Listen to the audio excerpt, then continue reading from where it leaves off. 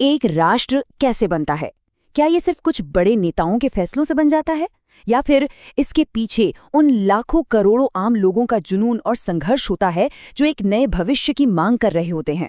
आज के इस विश्लेषण में हम भारत में राष्ट्रवाद के इसी सफर को समझने की कोशिश करेंगे। जरा इस तस्वीर को देखिए। ये सिर्फ एक भीड़ नहीं है, बल्कि एक साझा सपने के लिए एकजुट हुए लोगों की ताकत है। लेकिन सबसे बड़ी चुनौती यही थी। भारत में इतने अलग अलग तरह के लोग, अलग अलग समूह, जिनकी अपनी परेशानियां थीं, अपनी उम्मीदें थीं, उन सबको एक साथ एक राष्ट्रीय आंदोलन में कैसे लाया जाए।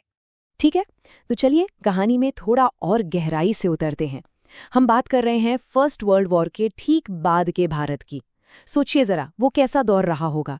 देश आर्थिक तौर पर टूट चुका था, जबरदस्ती सेना में भर्ती की वजह से गांव-गांव में गुस्सा था और चारों तरफ बस एक बेचैनी का माहौल था। ये माहौल एक नए तरह के संघर्ष के लिए बिल्कुल तैयार था। तो हुआ क्या कि हालात बहुत बहुत ज्यादा खराब थे। देखिए, जंग का जो भी खर्चा था वो निकालने के लिए अंग्रेजों ने टैक्स बढ़ा दिए। कीमतें तो मानो आसमान छू रही थीं। मतलब आम आदमी का जीना मुश्किल हो गया था। ऊपर से गांव से नौजवानों को जबरदस्ती सेना में भर्ती किया जा रहा था, जिससे लोगों में बहुत ज्यादा गुस्सा था। और इन सब के ऊपर फसलें खराब हो गईं, महामारियां फैल गईं और करीब करीब 1.25 करोड़ लोगों की मौत हो गई। आप अंदाजा लगा सकते हैं कि माहौल कितना भयानक रहा होगा। तो ऐसे ही एक निराशा से भरे माहौल में एक नए नेता सामने आते हैं, एक बिल्कुल नए आइडिया के साथ। जनवरी 1915 में महात्मा गांधी दक्षिण अफ्रीका से भारत वापस लौटे और उनके पास जुल्मी हुकूमत से लड़ने का एक ऐसा तरीका था जो भारत ने पहले कभी नहीं देखा था। गांधी जी के अपने शब्दों में ही उनके इस विचार की गहराई छिपी है। ये सिर्फ कोई राजनीतिक चाल नहीं थी, बल्कि इसके पीछे एक गहरी नैतिक और आध्यात्मिक सोच थी। तो आखिर ये सत्याग्रह था क्या? देखिए, इसका आइडिया बहुत सिंपल लेकिन उतना ही पावरफुल था। ये कहता था कि अगर आपका मकसद सच्चा है, अगर आप अन्याय के खिलाफ लड़ रहे हैं, तो आपको दुश्मन से लड़ने के लिए शारीरिक बल की जरूरत है ही नहीं। बदला लेने या हिंसा करने के बजाय एक सत्याग्रही को अहिंसा के जरिए जुल्म करने वाले की अंतरात्मा को जगाना है और इस तरह लड़ाई जीतनी है। तो अब सत्याग्रह का पहला बड़ा नेशनल टेस्ट हुआ।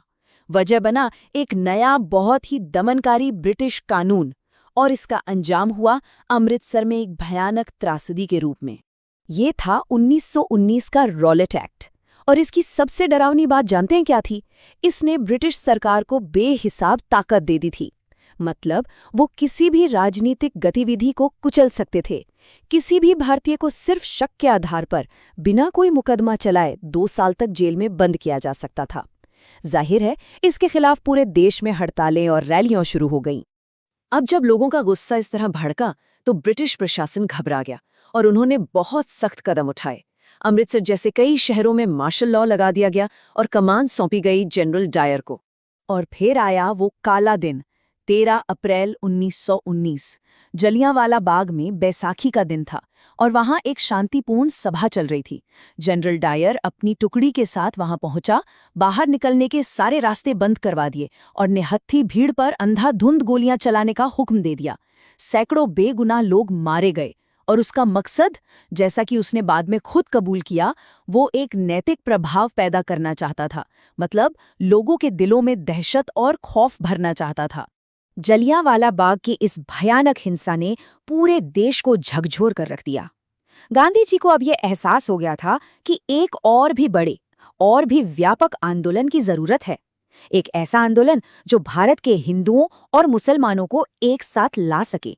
और यहीं से जन्म हुआ असहयोग यानी नॉन कोऑपरेशन के आइडिया का। ये जो प्लान था वो बहुत ही सोचा समझा और स्टेप बाय स्टेप था। पहला कदम, सरकार ने जो भी टाइटल्स या उपाधियां दी हैं उन्हें लौटा दो। दूसरा कदम, सिविल सर्विसेज, सेना, पुलिस, अदालतें, स्कूल और सबसे जरूरी विदेशी सामानों का बॉयकॉट करो, मतलब बहिष्कार करो। और तीसरा कदम, अगर सरकार जबरदस्ती करे, दमन करे, तो फिर एक फुल फ्लेज्ड सविनय अवज्ञा आंदोलन शुरू किया जाएगा। तो इस पूरी स्ट्रैटेजी का जो दिल था वो था बॉयकॉट या बहिष्कार। और ये सिर्फ विदेशी सामान न खरीदने तक सीमित नहीं था। इसके पीछे का आइडिया ये था कि भारत में जो ब्रिटिश राज टिका हुआ है वो हम भारतीयों के सहयोग से ही टिका है। अगर हम भारतीय ही सहयोग करना बंद कर दें तो ये पूरा साम्राज्य अपने आप ढह जाएगा। और इसका असर कितना जबरदस्त था ये आंकड़ा देखिए। बहिष्कार आंदोलन का आर्थिक असर कमाल का था। सिर्फ 1 साल के अंदर 1921 से 1922 के बीच विदेशी कपड़ों का इंपोर्ट लगभग आधा हो गया। 102 करोड़ रुपए से गिरकर सीधा 57 करोड़ पर। ये सिर्फ एक आंकड़ा नहीं है, ये सड़कों पर उतरे आम लोगों के एक्शन का सीधा नतीजा था। जैसा कि आप इस तस्वीर में देख सकते हैं, लोग विदेशी कपड़ों की होली जला रहे थे और सिर्फ भारतीय कपड़े मतलब खादी पहनने का प्रण ले रहे थे। लेकिन इस पूरे आंदोलन के अंदर एक बहुत बड़ी उलझन भी छुपी हुई थी। आंदोलन का जो आखिरी लक्ष्य था वो था स्वराज। पर मुश्किल ये थी कि इस एक शब्द के अलग अलग लोगों के लिए मतलब भी बहुत अलग अलग थे। स्वराज, इसका सीधा सा मतलब था अपना राज या सेल्फ रूल। ये एक बहुत पावरफुल नारा था जिसने सबको एक साथ जोड़ा। लेकिन एकता के इस ऊपरी परत के नीचे ही आंदोलन की असली चुनौती छिपी थी। हर कोई, हर समूह स्वराज का मतलब अपनी परेशानियों और अपनी उम्मीदों के चश्मे से देख रहा था। जैसे शहरों में जो मिडिल क्लास था, उनके लिए स्वराज का मतलब था ब्रिटिश संस्थानों का बहिष्कार करना।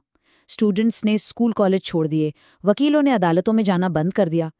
लेकिन धीरे धीरे ये आंदोलन शहरों में धीमा पड़ने लगा। क्यों? क्योंकि खादी का कपड़ा मिल में बने कपड़े से कहीं ज्यादा महंगा था और भारतीय स्कूल कॉलेज भी इतनी जल्दी खड़े नहीं हो पाए थे। अब चलिए गांव की तरफ। वहां किसानों के लिए स्वराज का मतलब कुछ और ही था। उनके लिए स्वराज का मतलब था जालिम जमींदारों से आजादी, बड़े बड़े लगान से छुटकारा। उन्होंने बेगार करने से साफ मना कर दिया, मतलब बिना पैसे के मजदूरी करने से। पर उनकी जो कार्यवाहियां थी वो अक्सर हिंसक हो जाती थी और वे गांधी जी के नाम का इस्तेमाल अपनी लोकल लड़ाइयों के लिए करने लगे थे। और फिर थे असम के चाय बागानों में काम करने वाले मजदूर। उनके लिए स्वराज का क्या मतलब था? उनके लिए इसका मतलब था उन बागानों की चार दीवारी से आजाद होकर अपने गांव वापस जाने की आजादी। उन्हें लगता था कि गांधी राज आ रहा है, एक ऐसा समय जब सबको अपने गांव में जमीन मिलेगी और उन्हें इन बागानों में कैद होकर नहीं रहना पड़ेगा। तो जैसा कि हम देख सकते हैं, स्वराज की कितनी अलग अलग व्याख्याएं थीं और कई जगहों पर जब आंदोलन हिंसक होने लगा, खासतौर पर फरवरी 1922 में जब चौरी चौरा में गुस्साई भीड़ ने एक पुलिस थाने में आग लगा दी, तो महात्मा गांधी ने असहयोग आंदोलन को फौरन रोक दिया। उन्हें लगा कि देश के लोग अभी एक बड़े अहिंसक संघर्ष के लिए तैयार नहीं है। असहयोग आंदोलन के रुकने के बाद एक तरह का ठहराव सा आ गया था। अब जो नेता थे वो देश को फिर से एक करने का, इस संघर्ष को आगे बढ़ाने का कोई नया तरीका ढूंढ रहे थे। उन्हें एक पावरफुल सिंबल की जरूरत थी। 1920 का दशक जब खत्म हो रहा था तो माहौल फिर से गरमाने लगा। एक तरफ दुनिया भर में आर्थिक मंदी आई, जिसका सबसे बुरा असर भारत के किसानों पर पड़ा। फिर 1928 में साइमन कमीशन भारत आया, जिसका जोरदार विरोध हुआ। साइमन गो बैक के नारे लगे क्योंकि उसमें एक भी भारतीय मेंबर नहीं था। इसके बाद दिसंबर 1929 में कांग्रेस ने पूर्ण स्वराज यानी पूरी तरह से आज़ादी का लक्ष्य रखा। लेकिन ये एक बहुत बड़ा, एक एब्स्ट्रैक्ट आइडिया था जो आम लोगों की रोजमर्रा की जिंदगी से कहीं नहीं जुड़ पा रहा था। तो महात्मा गांधी के सामने चुनौती थी कि पूर्ण स्वराज के इस बड़े आइडिया को देश के हर एक इंसान की जिंदगी से कैसे जोड़ा जाए। और उन्हें इसका रास्ता मिला एक बहुत ही मामूली सी, हर घर में इस्तेमाल होने वाली चीज में, नमक में। तो यहाँ सवाल ये उठता है कि एक रोजमर्रा की चीज में एक पूरे साम्राज्य को हिला देने की ताकत आखिर कैसे आ सकती है।